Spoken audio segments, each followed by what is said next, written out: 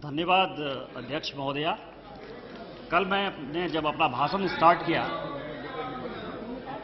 तो मैंने ये कहा था कि ये बजट जो है ये पिछड़े क्षेत्र का विरोधी है, विद्यार्थियों का विरोधी है, युवा का विरोधी है और इस बजट में ट्रांसपेरेंसी नहीं है। और जब मैं कह रहा था तो मेरे यहां दो घटनाएं हुई।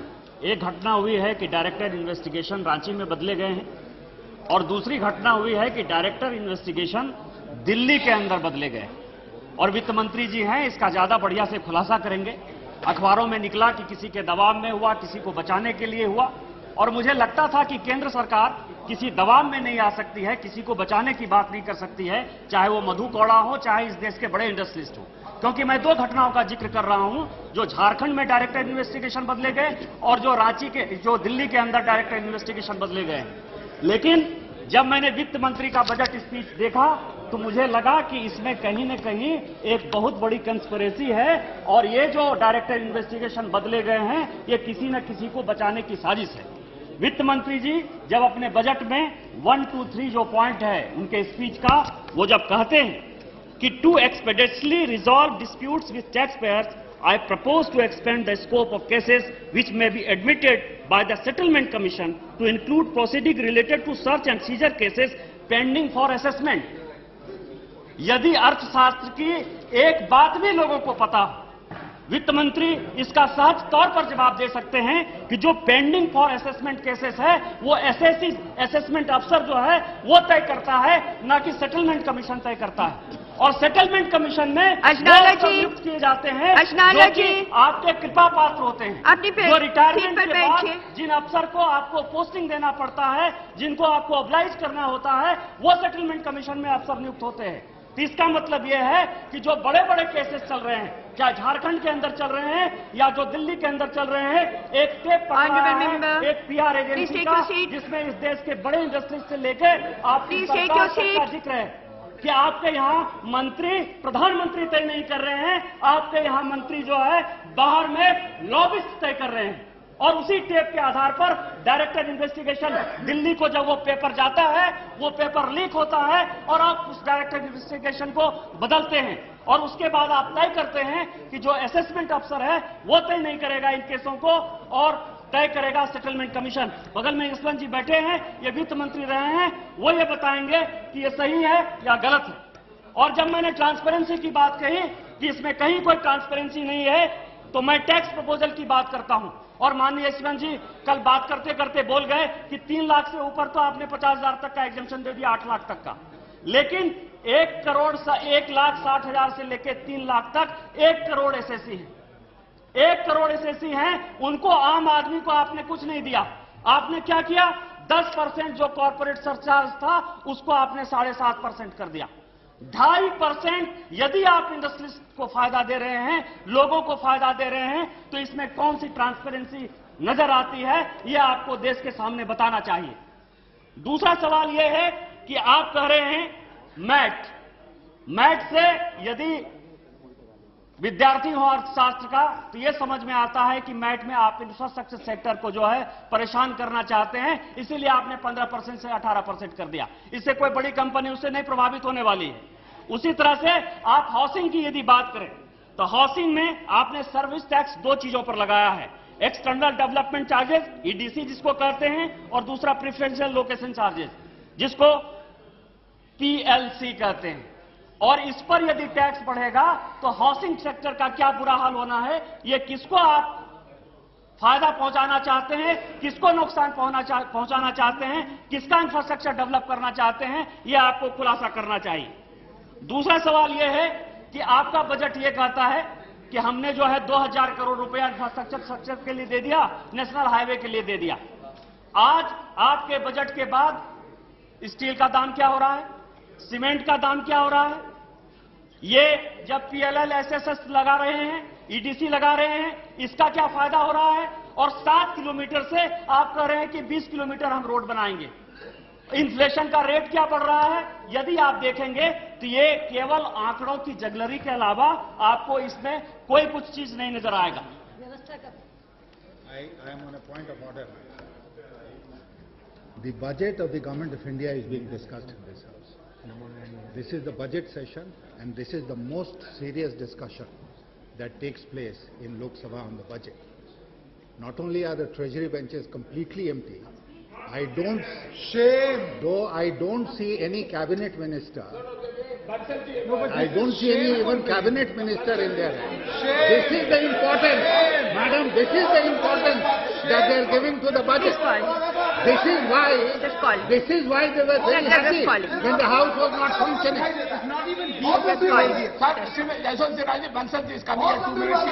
अरे क्यों यार, यहाँ पर क्या नारायण स्वामी, you are in the other house? Is it allowed to happen? Is it allowed to happen? Not ever. You raise your point, definitely, madam. The honorable minister is coming now. Yashwant Sinha ji, I agree with you.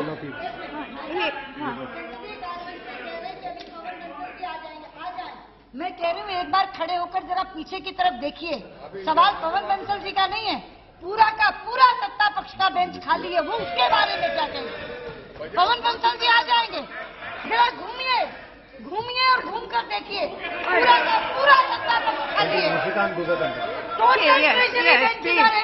Nishikant Dubey is to continue. Yes, please.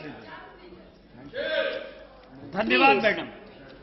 मैं जब ये कह रहा था कि आंकड़ों की jugglery है, पिछले बजट में आपने कहा कि जो सोशल सेक्टर में हम पैसा देने वाले हैं उसमें स्पेक्ट्रम को बेचेंगे और 35,000 करोड़ रुपया लाएंगे।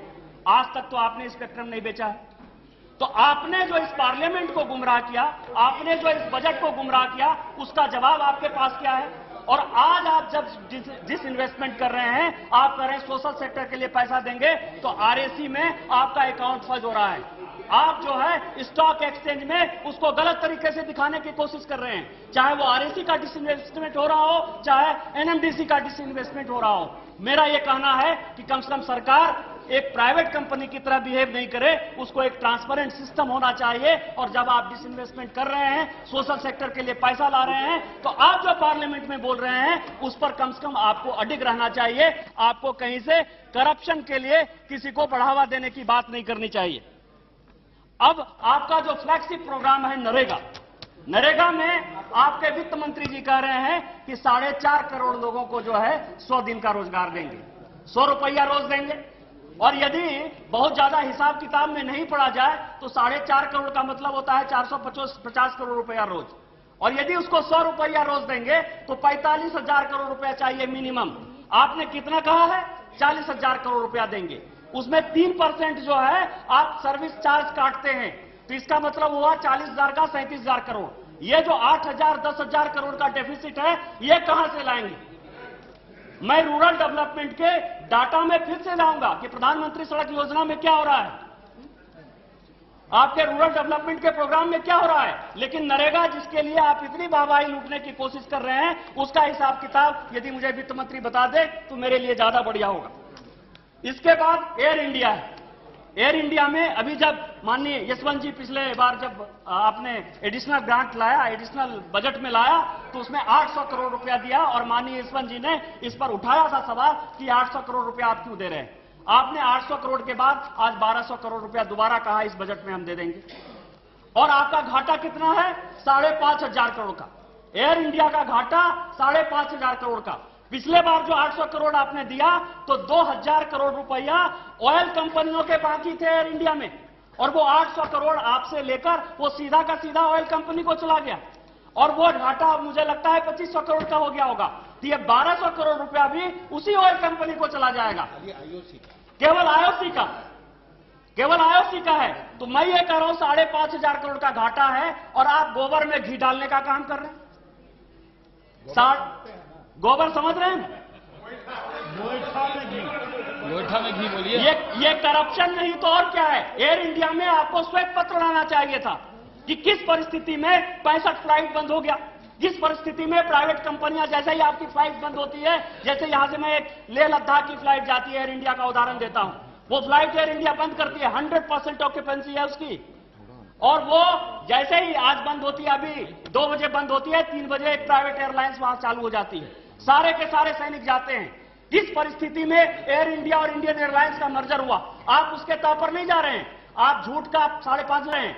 आप झूठ का 5,500 करोड़ चाहिए, 800 करोड़ ले लीजिए, 1000 करोड़ ले लीजिए। ये करप्शन नहीं है तो और क्या है? इसका जवाब सरकार को देना चाहिए। इसके बाद नेशनल सिक्योरिटी, ये कंट्री बार बार कहती है नेशनल सिक्योरिटी, और हमारे जो नए होम मिनिस्टर हैं वो नेशनल सिक्योरिटी पर सबसे ज्यादा दबाव डाले हुए हैं कि नेशनल सिक्योरिटी नहीं होगा, यहां बम उठेगा, आप अलर्ट हो जाइए, बंबई में बम विस्फोट होने वाला है, दिल्ली में बम विस्फोट होने वाला है, पटना में होने वाला है, रांची में होने वाला है। इस बजट के मैं ग्रांट को देख रहा था, आपने आईबी के लिए 100 करोड़ रुपया घटा दिया है, आपने सीआरपीएफ के लिए पैसा घटा दिया है, बीएसएफ के लिए पैसा घटा दिया है। केवल किसके लिए बढ़ाया है? एनएसजी के लिए बढ़ाया है। आप अपने बजट प्रपोजल को देखिए, ये होम मिनिस्ट्री के ग्रांट को देखिए, और आईबी का पैसा घटा के एनआईए आपने बनाया है। सीबीआई के रहते हुए आपने एनआईए बना दिया, और एनआईए में 14 करोड़ रुपया पिछले साल था, इस साल 15 करोड़ रुपया दे दिया, और आप कहते हैं कि हम सारे टेररिस्ट एक्टिविटी को इससे कंट्रोल कर लेंगे। इंडो नेपाल बॉर्डर पर आपने पैसा घटा दिया है, इंडो भूटान बॉर्डर पर आपने पैसा घटा दिया है, इंडो बांग्लादेश बॉर्डर पर जो है आपने पैसा घटा दिया है। और हमारे यहां, मैं झारखंड से आता हूं, हम सबसे ज्यादा प्रभावित हैं, आसाम के लोग सबसे ज्यादा प्रभावित हैं। बांग्लादेशी इन्फिल्ट्रेटर आकर हमारे यहां करोड़ों करोड़ की संख्या में हैं, हमारे यहां के रोजगार को खा रहे हैं, और वही बांग्लादेशी इन्फिल्ट्रेटर जब दिल्ली में नौकरी कर रहे हैं, बॉम्बे में नौकरी कर रहे हैं, तो उनको बिहारी समझकर मारपीट हो रही है, भाषा के नाम पर लड़ाई हो रही है। वो कोई बिहार के लोग नहीं है, बिहार के लोग मालिक हैं, झारखंड के लोग मालिक हैं। हम स्टील प्रोड्यूस कर रहे हैं, हम आपको कोयला दे रहे हैं, हम इस देश को चला रहे हैं, और आप मालिक को जो है मार करवा रहे हैं, क्योंकि आप बांग्लादेशी इन्फिल्ट्रेटर को रोकने के लिए, वो कोई कम्युनल मुद्दा नहीं है, वो रोजगार का मुद्दा है, और आप उस मुद्दे के लिए कितने चिंतित हैं ये बता रहा है। इसके बाद आपका एक है कि 11,000 बैंक हम खोलेंगे, और आपने घोषणा की कि रूरल एरियाज में बैंक खोले जाएंगे, प्राइवेट बैंक खोले जाएंगे। हमारे यहां का देवघर का जो डीसी है, उसने अभी 15 दिन पहले एक आदेश दिया कि आप लोग कोई भी प्राइवेट बैंक में कोई पैसा जमा नहीं करिए। और मुझे लगा कि आईएएस है, सीधा आईएएस है, पढ़ा लिखा आदमी है, ये क्या कर रहा है? मैंने उससे पूछा कि क्या कारण है, तुम कह रहे हो प्राइवेट बैंक बंद कर दीजिए। उसने कहा, सर ये कोई भी आदमी किसान को पैसा नहीं दे रहा, हमारा डिपॉजिट ले रहा है। कोई भी आदमी एक किसान को, एक विद्यार्थी को, कोई भी रोजगार करने के लिए रिक्शा वाले को, ठेले वाले को, छोटे छोटे दुकानदार को 1 रुपया देने को तैयार नहीं है। और जब यह देने को तैयार नहीं है तो हम बैंक कैसे खोलने देंगे? और वो सी रंगराजन की जो कमेटी की रिपोर्ट है, जो प्रधानमंत्री के एडवाइजर हैं, वो भी यही बात कर रहे हैं कि सरकारी बैंक तक पैसा नहीं दे रहा है तो प्राइवेट बैंक कहां से पैसा देगा? और आप कह रहे हैं कि हम 11,000 प्राइवेट सेक्टर में बैंक खोल रहे हैं। किस तरह का माहौल पैदा करना चाह रहे हैं? इसके बाद ये युवा के लिए बजट है और आम आदमी के लिए बजट है, और आपका जो है राष्ट्रपति का अभिभाषण और जो बजट का सार है, इन दो चीजों को देखा तो मुझे लगा कि इस पर जाना चाहिए। राष्ट्रपति जी कहती हैं कि the services of India means the services of the millions who suffer, it means ending poverty and ignorance and disease and equality of opportunity. और उसी तरह से उस दिन मीनाक्षी नटराजन जी बोल रही थी, बहुत अच्छा बोल रही थी, वो अपॉर्चुनिटी की बात कर रही थी और स्किल डेवलपमेंट की बात कर रहे थे। और मैं जब बजट पढ़ रहा था इनका कि युवाओं को स्किल डेवलपमेंट होना चाहिए, आम आदमी को स्किल डेवलपमेंट होना चाहिए, क्योंकि आपने महात्मा गांधी को कोट किया है अपने की फीचर्स में। आप कहे हैं कि just as the universe is content in the self, so is India content in the villages. और आपने कहा है कि हम स्किल डेवलपमेंट पर जो है बहुत खर्चा करना चाहते हैं। Prime Minister's Council on National Skill Development has laid down the core governing principle for operating strategies for skill development. The Council has a mission of creating 50 crore skilled people by 2022. Of these, the target of the National Skill Development Corporation, which has started functioning from October 9, is 15 crore. 15 crore में आप क्या कर रहे हैं कि 10 lakh skilled manpower at the rate of 1 lakh per annum. यदि 2022 को भी माना जाए तो 12 साल में कितने लोग आएंगे? आप ही का यदि आंकड़ा माना जाए, आप ही का बजट स्पीच यदि माना जाए, तो आप बताइए कि कितना होगा? 1 साल में 12 लाख और 12 साल में 1 करोड़। और आपका टारगेट क्या है? आप कहते हैं कि 15 करोड़। ये आंकड़ों की जगलरी नहीं है तो क्या है, इसका आप खुलासा करेंगे। और उसमें यूथ को कौन सी अपॉर्चुनिटी मिलने वाली? एजुकेशन के लिए हमने देखा आपके बजट में कोई नया आईआईटी नहीं खोलना है, कोई नया आईआईएम नहीं खोलना है, कोई स्कोप नहीं है उसके लिए। आप जिस सर्व शिक्षा अभियान की बात कर रहे हैं उसमें 80% पैसा जो है केवल टीचर के सैलरी और इंफ्रास्ट्रक्चर पर दे रहे हैं। उनके पढ़ाई के लिए, उनके घूमने के लिए, उनके आरएनडी के लिए आपने एक भी फैसिलिटी क्रिएट नहीं की है। यदि 80% पैसा आप उसी में इन्वेस्ट कर रहे हैं तो वो किताब कहां से पढ़ेंगे? आप कौन से यूथ की बात कर रहे हैं? किस युवा वर्ग को आगे बढ़ाने की बात कर रहे हैं आप? इसके बाद युवा को क्या चाहिए? जॉब चाहिए। तो मैंने अभी कहा स्किल डेवलपमेंट में किसी को कोई जॉब नहीं मिलने वाला है। और आप नरेगा में केवल लेबर की बात करते हैं, पढ़े लिखे लोगों को क्या जॉब मिलेगा? इसके स्किल डेवलपमेंट के लिए, अर्बन के लिए आपको कोई मतलब नहीं है। अर्बन पुअर जो है वो पुअर नहीं है यदि आप ही की डिक्शनरी को देखा जाए, क्योंकि भारतीय जनता पार्टी के लिए चाहे वो शहर का गरीब है चाहे गांव का गरीब है, दोनों बराबर है। लेकिन यदि आप उसको अलग अलग करना चाहते हैं तो आपके लिए उसके लिए क्या स्कीम है? और उसके बाद मान लीजिए किसी तरह से जॉब आ जाए और आप युवा भारत की कल्पना करते हैं तो युवा को क्या चाहिए? उसको लगता है कि सबसे पहले हम गाड़ी खरीद लें, सबसे पहले गाड़ी खरीद लें। इस बजट में क्या होता है? गाड़ी का दाम सबसे पहले बढ़ जाता है और हाउसिंग सेक्टर में वो इतना अफोर्ड ही नहीं कर पा रहा है क्योंकि उसके पास इतना पैसा ही नहीं है कि वो हाउस खरीदे। और मान लीजिए खरीदना भी था तो आपने उसका ऐसा टैक्स प्रपोजल बनाया कि उसका रेट बढ़ गया। तो युवा के लिए आपने इस बजट में क्या दिया, ये आपको सोचने की बात है। इसके बाद आप कहते हैं कि इस देश का विकास तब होगा जब कोल होगा। कोल में माननीय यशवंत जी ने कहा कि 50 रुपया आपने टैक्स लगा दिया।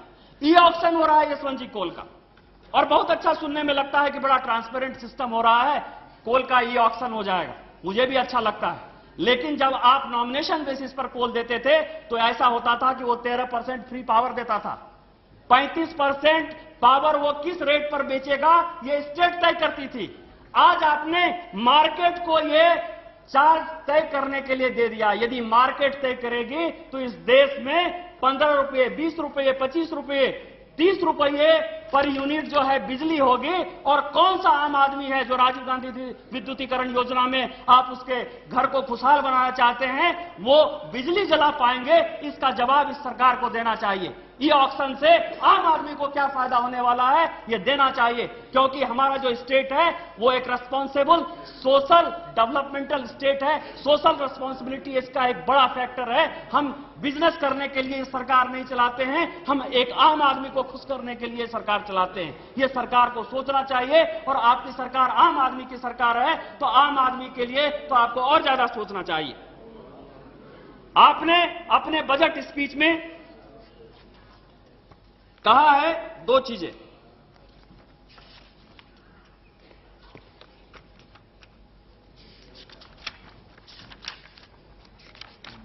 आपने दो चीजें की। एक effluent treatment plant at Tiruppur, और दूसरी बात आपने कही कि हम जो है गंगा पद्मा के लिए मुर्शिदाबाद में जो है सेंट्रली स्पॉन्सर्ड फ्लड मैनेजमेंट जो है प्रोग्राम लाएंगे। मुझे किसी से कोई परेशानी नहीं, लेकिन हमारे जैसे क्षेत्र, माननीय शाहनवाज जी सामने बैठे हुए हैं, उस दिन चर्चा कर रहे थे। हम जिस क्षेत्र से आते हैं, ये भागलपुर से आते हैं, भागलपुर सिल्क इंडस्ट्री का केंद्र है। और मैं गोड्डा से आता हूं, भगैया में जो है सबसे ज्यादा सिल्क प्रोड्यूस होता है, रॉ सिल्क सबसे ज्यादा प्रोड्यूस होता है। माननीय कीर्ति जी बैठे हुए हैं, उनका जिला है वो गोड्डा। हमने बार बार लिखा, 1 साल से लगातार लिख रहे हैं। साहबगंज जो है सबसे ज्यादा गंगा के कटाव से प्रभावित होता है, झारखंड का जो साहबगंज जिला है। और उसके आदमी प्रत्येक साल ये सोचते हैं कि वो बिहार में है या वो झारखंड में है। हमने इसके लिए भी लिखा है, इतना कटाव होता है कि कभी वो झारखंड में मिल जाता है गांव, कभी वो बिहार में मिल जाता है गांव। लेकिन गलती क्या है हमारे क्षेत्र के लोगों की कि न दयानिधि मारन वो क्षेत्र पैदा कर रहा है, न प्रणब मुखर्जी पैदा कर रहा है। शाहनवाज हुसैन और निशिकांत दुबे, कीर्ति झा आजाद पैदा कर रहे हैं। छोटे छोटे लोग क्या कर सकते हैं? उनकी, उस गरीब आदमी की यही परेशानी है कि वो एक बड़ा नेता पैदा नहीं कर पा रहा है जो आपके डिक्शनरी के लिए सूट करता हो। इसीलिए भागलपुर में, भगैया में सिल्क के लिए कोई क्लस्टर नहीं बन सकता, उनके मार्केटिंग की कोई सुविधा नहीं हो सकती, वीवर के लिए कोई फायदा नहीं हो सकता, और गंगा का कटाव जो साहबगंज जिला है उसके सांसद देवीधन बेसरा फायदा नहीं हो सकता, और गंगा का कटाव जो साहबगंज जिला है उसके सांसद देवीधन बेसरा जी हैं, वो कभी मुंह नहीं खोल सकते, तो इसीलिए वहां कोई गंगा का कटाव नहीं हो रहा है। मेरा यह कहना है कि वित्त मंत्री के नाते आप समग्र सोच की बात करिए, और जहां जो परेशानी है यदि उसको देखने की कोशिश करेंगे, क्योंकि झारखंड में और जहां से मैं आता हूं गोड्डा में, और जहां से शाहनवाज जी हैं भागलपुर में, दबे लोग हैं, पिछड़े लोग हैं, दलित हैं, आदिवासी हैं, मुसलमान हैं, अकलियत के लोग हैं, आपके लोग हैं। आप उनके बारे में सोचने की बात करिए, क्योंकि सिल्क इंडस्ट्री में कोई हिंदू नहीं लगा हुआ है, जितने व्यूवर हैं वो सभी मुसलमान हैं। इसलिए आपको इसकी राजनीति बंद करके इसके बारे में कहना चाहिए। और बजट में जो सबसे महत्वपूर्ण बात है, आप अपनी ही बातों को बार बार करते हैं कि बजट में आप कहते हैं कि हम फिस्कल कंसोलिडेशन करेंगे, तो इसका मतलब कि ऑयल बॉन्ड जो पहले आप जारी कर रहे थे, फर्टिलाइजर बॉन्ड जो जारी कर रहे थे, वो कहीं ना कहीं करप्शन का जन्म दे रहा था और कहीं ना कहीं उसके मैनेजमेंट में परेशानी थी। तो आप अपने ही सरकार के खिलाफ बोलते हैं, ये मेरा सबसे बड़ा सवाल था। इसके बाद जब यशवंत जी बोल रहे थे तो कुछ बातें कही गई के.एस. राव जी ने कहा और माननीय गिरिजा जी ने कहा। उन्होंने कहा कि आप जो जीएसटी के बारे में बोल रहे हैं, आप तो डायरेक्ट एक्सपोर्ट के बारे में बोल रहे हैं, आप एफडीआई के बारे में बोल रहे हैं, आप आम जनता की बात नहीं बोल रहे हैं। और आम जनता की बातों पर यदि जाएं तो सबसे पहला जो फ्लैगशिप प्रोग्राम आपका है वो फूड सिक्योरिटी का। उसका इन्फ्लेशन क्या है? 17%। और कुछ जो दाम है फूड के वो 40% तक उसका इन्फ्लेशन होता है। और आपने फूड सिक्योरिटी में फूड जो आपको देना है उसके लिए 2004-2005 से लेके 2010-2011 तक जीडीपी के रेशियो से, क्योंकि माननीय पूर्व वित्त मंत्री जी बैठे हुए हैं, हमारे यहां कहा गया है कि बजट को सब चीज में आंकिए तो जीडीपी के रेशियो से आंकिए। तो यशवंत जी 0.9% 2004-2005 में था, आज भी 2010-2011 में वो 0.9% ही है। पॉपुलेशन बढ़ गया है। हम कह रहे हैं कि हम जहां 25 किलो चावल दे रहे थे, गेहूं दे रहे थे, वहां आप 35 किलो देंगे, लेकिन इसका क्या है? जीडीपी रेट में 0.9% ही है। फूड सिक्योरिटी 25 किलो करने वाले हैं और घटाने वाले हैं 10 किलो घटाएंगे, 10 किलो घटा। तो ये गरीबों के खिलाफ नहीं है तो और क्या? आप कह रहे हैं एग्रीकल्चर में जो इस बार का एलोकेशन है वो 2% कम है। जिस एग्रीकल्चर की बात कर रहे हैं, जिसको बढ़ाने की बात कर रहे हैं कि यदि एग्रीकल्चर सेक्टर में हमने कोई इन्वेस्टमेंट नहीं किया, यदि उत्पादन नहीं बढ़ा, हरित क्रांति नहीं आई, तो इस देश में कुछ नहीं होना है, उसका एलोकेशन आप 2% बढ़ा रहे हैं। आश्चर्य की बात यह है कि माइनर इरिगेशन में 200 करोड़ रुपया आप दे रहे हैं पूरे देश को, मेजर इरिगेशन में 300 करोड़ रुपया दे रहे हैं, और फ्लड मैनेजमेंट के नाम पर आप 100 करोड़ रुपया दे रहे हैं। ये कंट्री इरिगेशन के नाम पर आपसे केवल 600 करोड़ रुपया ले रही है और आप कर रहे हैं कि हम दूसरी हरित क्रांति लाएंगे। और उसमें भी एक बड़ा सवाल है, मैं जहां से आता हूं कहा गया कि 400 करोड़ रुपया जो है हमने दे दिया है ईस्टर्न इंडिया को, झारखंड के लिए, बिहार के लिए, बंगाल के लिए, वहां हरित क्रांति होगी। और आपने 500 करोड़ रुपया, 500 करोड़ रुपीज केवल एक जिले लद्दाख को आप सोलर पावर के लिए दे रहे हैं। एक जिला में सोलर पावर के लिए, क्योंकि फारूक अब्दुल्ला साहब हैं। मैंने जो बातें कही कि हमारी बात बोलने के लिए, हमारी बात समझने के लिए सरकार तैयार नहीं है। हमारे इतने जिलों के लिए 400 करोड़ रुपया हरित क्रांति आएगी, देश को अन्न देगा, आम आदमी गरीबों के पेट में भोजन जाएगा, लेकिन बिजली जल्दी चाहिए लद्दाख में। मैं लद्दाख का विरोधी नहीं हूं, 500 करोड़ रुपया उसको दीजिए, 500 ने 1000 करोड़ रुपया दीजिए, लेकिन हमारे यहां जब आप एलोकेशन की बात करते हैं तो वो 400 करोड़ में सीमित नहीं होना चाहिए। हरित क्रांति कैसे आएगी इसके बारे में आपको निर्णय करना चाहिए। आपने कहा है कि पल्स और ऑयल सीड के प्रोडक्शन को बढ़ाने के लिए आप 300 करोड़ रुपया दे रहे हैं पूरे देश भर में। कितने जिले हैं? 50,000 रुपया एक जिला में दे रहे हैं। बहुत बड़ा काम कर रहे हैं। 50,000 रुपया, उसमें साइकिल से भी आदमी यदि सर्वे करने जाएगा कि किस खेत में क्या होना चाहिए, यहां जो लोग खेती से थोड़ा भी वाकिफ रखते हैं, तो एक ही गांव में कहीं पठार होता है, कहीं नदी नाला चला करता है, कहीं का बांस पैदा होता है, कहां ज्वार पैदा होता है, कहीं बाजरा पैदा होता है, कहीं अंडी पैदा होता है, कहीं रहर पैदा होता है। आप जो है किस तरह से ये 50,000 करोड़ में करेंगे, तो आप किसानों के साथ 50,000 रुपया में करेंगे, ये आप खुद ही निर्णय कर सकते हैं।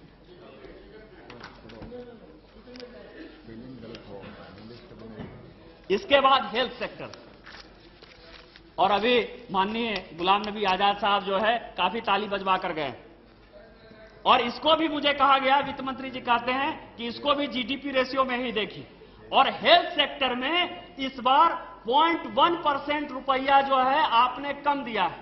पिछली बार 1.37 था वो जीडीपी रेशियो का, इस बार 1.36। और मैं जिस एरिया से आता हूं वहां एक हॉस्पिटल नहीं है। आप एनआरएचएम की बात करते हैं, आप डिस्ट्रिक्ट हॉस्पिटल की बात करते हैं, आप मातृ शिशु सम्मान की बात करते हैं, उनके लिए एक अच्छा हॉस्पिटल बनाने की, प्राइमरी हेल्थ सेंटर की बात करते हैं, सब सेंटर की बात करते हैं। मेरे पूरे एरिया में शाहनवाज जी का यदि जिला नहीं हो, भागलपुर यदि नहीं हो, तो हमारे जो 2 करोड़ लोग हैं संथाल परगना में, जो केवल आदिवासी हैं, दलित हैं, गरीब हैं, उनके पास एक हॉस्पिटल नहीं है। और आप अपनी पीठ थपथपा रहे हैं कि हमने हेल्थ सेक्टर बढ़ा दिया। और अभी जब महिला रिजर्वेशन बिल पर बात हो रही थी, जिसका हमारी पार्टी सम्मान करती है, तो हम चाहते हैं कि जल्दी से जल्दी पास हो जाए, तो रवांडा की बात हो रही थी, युगांडा की बात हो रही थी। और रवांडा और युगांडा की बात करते करते मैं आपको बताऊं कि हेल्थ सेक्टर में जीडीपी रेशियो में क्यूबा में 5.3% आदमी पैसा खर्चा कर रहा है, नामीबिया में 4.7% हो रहा है, बगल के लंका में 2% हो रहा है, लेकिन भारत में क्या हो रहा है 1.36। और हम अपनी पीठ थपथपा रहे हैं कि हम बहुत पैसा खर्चा कर रहे हैं। तो हेल्थ सेक्टर में जो आपकी बाजीगरी है, इसके बारे में भी आपको देश को बताना चाहिए।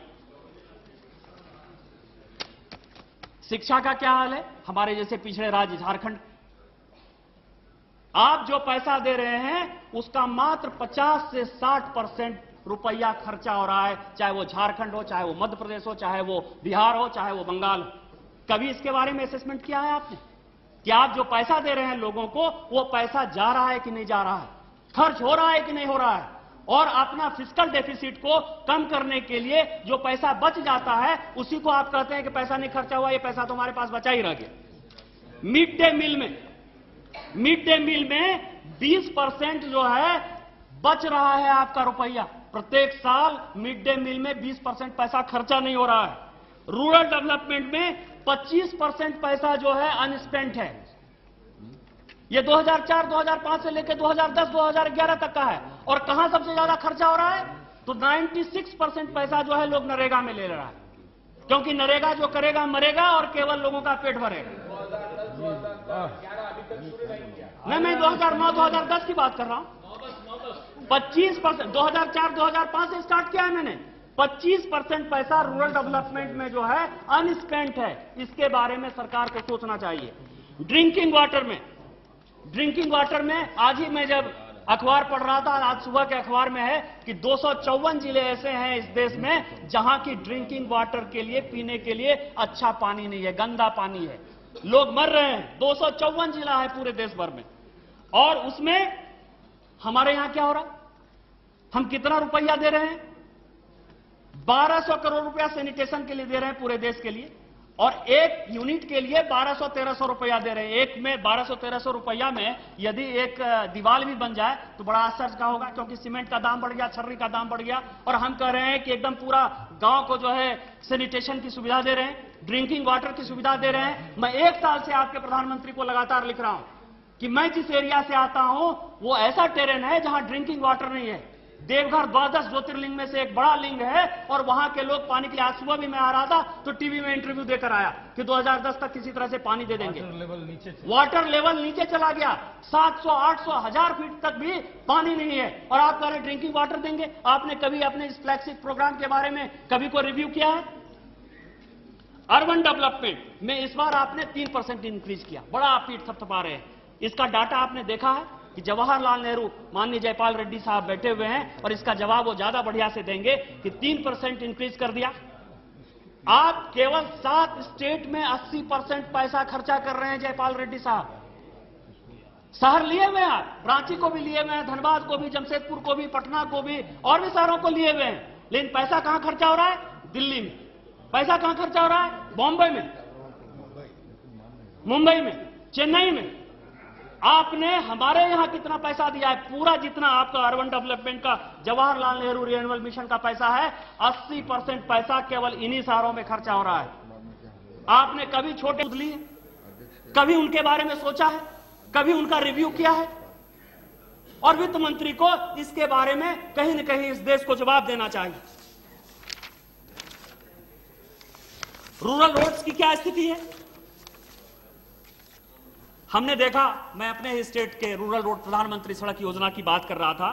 यशवंत जी, आपको जानकर आश्चर्य होगा कि 2005, 2006 और 2008, 2009 उसमें 1 रुपया जो है झारखंड को रिलीज नहीं, 1 रुपया रिलीज नहीं हुआ।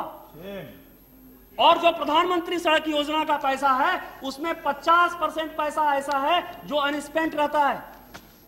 तो मधुकड़ा बनाएगा नहीं, पूरे देश भर में 50% पैसा जो है वो कोई खर्चा ही नहीं कर रहा है। सारा पैसा मधुकौड़ा को दे।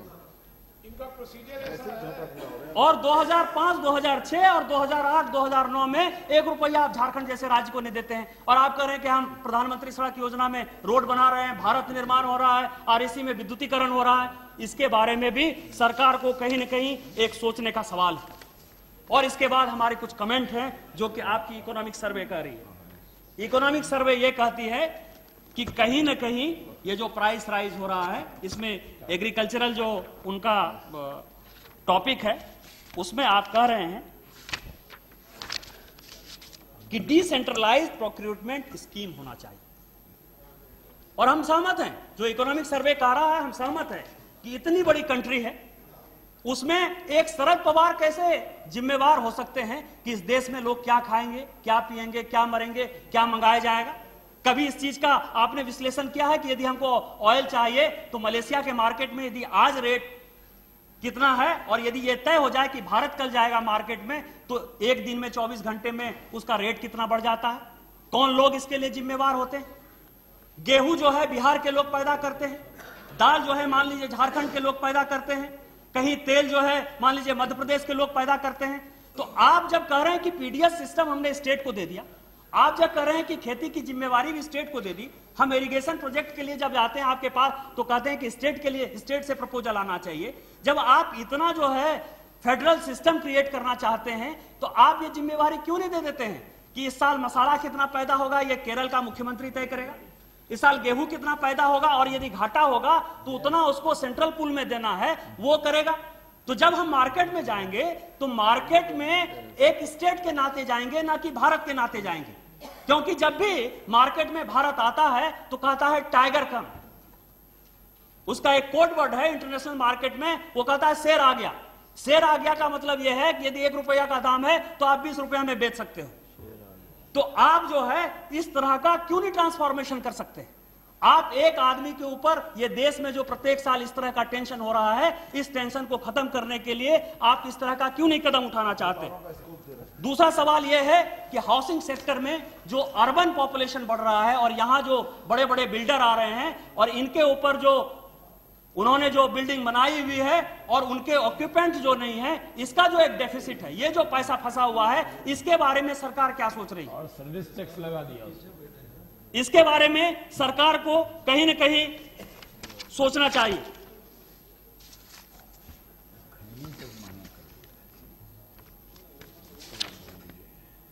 कल लालजी टंडन साहब बार बार एक बात कह रहे थे कि अंधे की बस्ती में आईना दिखाने आया, आईना बेच रहा हूं, अंधों की बस्ती में आईना बेच रहा हूं। इतनी बातें कहने के बाद भी मुझे लगता है कि सारी चीजें गोल गोल करके बराबर हो जाए। आपको न गरीब से चिंता है, न युवा से चिंता है, न एजुकेशन से चिंता है, न हेल्थ से चिंता है, न अर्बन डेवलपमेंट से चिंता है, आपको किसी चीज से चिंता नहीं। सिर्फ हुकूमत तो मैं केवल इतनी ही बातें कह सकता हूं, क्योंकि आपको सरकार इनके प्रकार चलानी है, आपको महंगाई बढ़ाना है, प्राइस राइज पर ये लोग अभी उठकर चले गए, इसके बारे में भी कोई चिंता नहीं करनी है, इसके बारे में इतना डिस्कशन हो गया।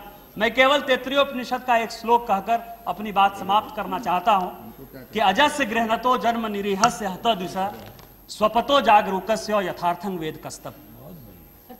उसमें वो कह रहा है कि जो जगा हुआ है उसको जगाने की आवश्यकता नहीं है, जो ज्ञानी है, जिसको वेद का ज्ञान है, उसको वेद बताने की आवश्यकता नहीं है। ये जितनी बातें मैंने बताई हैं वो सब आपके नॉलेज में है, सब आपको जानकारी है। मैं जब बड़ा हुआ, मैंने कल ही अपने स्पीच में स्टार्ट करते हुए कहा था कि मैंने पहला स्पीच जो है माननीय वित्त मंत्री श्री प्रणब मुखर्जी जी का ही रेडियो पर सुना था, 5 बजे उस वक्त भाषण होता था। तो जो जिनका बजट स्पीच सुनकर मैं बड़ा हुआ हूं, आज वही वित्त मंत्री हैं और मुझे यहां बोलना पड़ रहा है। तो आप सब कुछ जानते हैं, देश के बारे में आप कुछ करना चाहते हैं तो देश को चलिए, हम आपके साथ कंधा से कंधा मिलाकर सहयोग करने को तैयार हैं। इससे अच्छा मौका नहीं मिलेगा, देश का निर्माण करिए। इन्हीं शब्दों के साथ जय हिंद, जय भारत। धन्यवाद श्री श्रीकांत दुबे जी। डॉक्टर रत्ना देव।